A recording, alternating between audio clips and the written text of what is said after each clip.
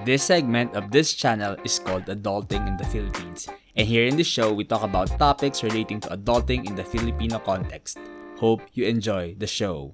Just in the past week, I thought somehow we're going to move forward as the government starts easing restrictions, even though we know that cases are still rising.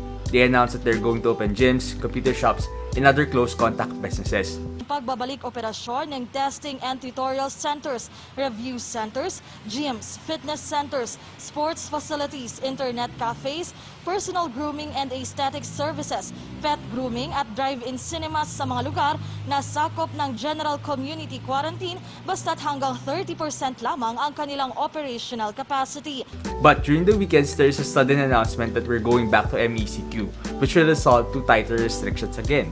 Manumbalik po tayo sa Modified Enhanced Community Quarantine or MECQ for 15 days.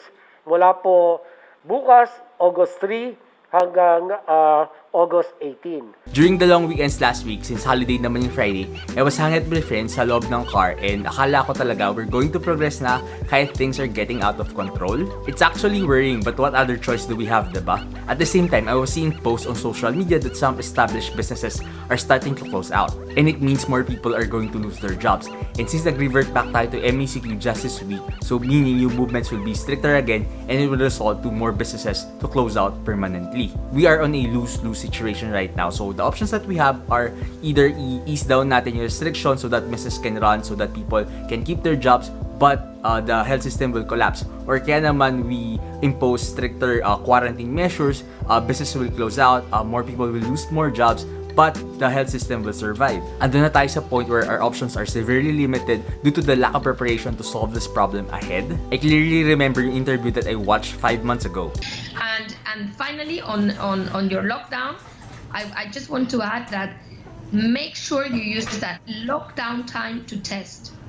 Having people sitting around without testing just delays the problem because the contagion can still continue within households. So the economic means will then be smaller. You see, so use your time. That's the I think the key issue, both in terms of sanitary solutions and economic solutions. All right. Do the most you can. Do it quickly, but use your time. That's it. Use your time. We had the lockdown pero hindi tayo nakapag-test as much as we can. Tapos ngayon, we have to face the consequences now. Ayoko mag-focus about the pandemic, but I just wanted to use as an introduction for the main topic of today's video kasi it's very relevant. So now, let's focus more on the main topic of this video, which is preparing ahead. Let's go back to studying. Naalala mo ba nung magtitake ka ng mahirap na exam and hindi ka nag-prepare for that exam?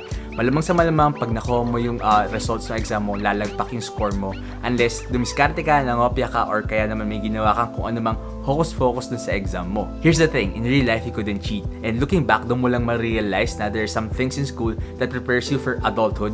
Hindi lang siya ganun ka-obvious. But if you practice being punctual, being diligent, and preparing ahead, you'll probably do well in society, especially pagka you have your own life na. When it comes to preparing for your rainy day fund or emergency fund, you have to prepare at least 3 to 6 months of your monthly expenses. And if hindi mo na-prepare yun before the pandemic struck and alam mo yun, you live paycheck to paycheck, mahihirapan ka ngayon.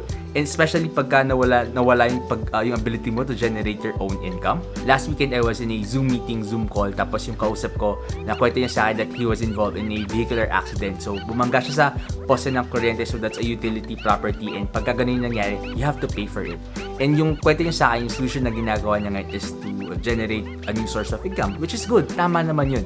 Pero that could be easily solved if meron kang car insurance before nangyari accident na yun. When you get diagnosed with a critical health condition, sobrang expensive nun, sobrang mahal nun, that could wipe out lahat ng lifetime of savings mo. Or kaya naman minsan nag-result pa tayo to selling property ng parang, alam mo, unexpected, bigla ka mapapabenta ng property just to cover yung medical expenses mo. Pero, alam mo, it could be parang easily solved if meron kang health insurance before before ka nagkasakit. When it comes to family planning, unexpected pregnancy is not that hard to avoid anymore. There are a lot of legal contraceptives available in the market ngayon. You just have to get yourself informed. When it comes to maternal expenses, you could just Google it para may idea ka how much does it cost to deliver a baby. And before mo magbalak mag-anak, you should at least save that amount of money. When it comes to educational planning para sa anak mo, hindi naman pagkapanganak yan, magka-college na agad yan eh. You have 18 to 20 years to prepare for it. When it comes to retirement planning, you have at least 30 to 35 years since nag-start ka magtrabaho. What I just want to point out is preparing ahead helps you solve your future problems much easier kaysa pag nag-play ka ng catch-up. Madalas, if you don't prepare ahead, you'll end up with bad options and sobrang nakaka-pressure and nakaka-stress yun. Last that I wanted to add is getting the job or career na gusto mo talaga. The longer you stay in a career na hindi mo talaga gusto, the harder it is for you to let go of the job or career, and the more na tumatanda ka, the more you gather responsibilities. There will be a time na it's almost impossible for you to take the jump or leap of faith kasi it's not just you anymore. Nakapackage ka na. You have your own family and every decision na iti-take mo, kasama na sila doon. So, ayun lang. Prevention is always better than cure. And please take advantage of your time, especially pagka you're in your 20s pa lang or younger. And please take advantage then of every opportunity that you have to prepare ahead.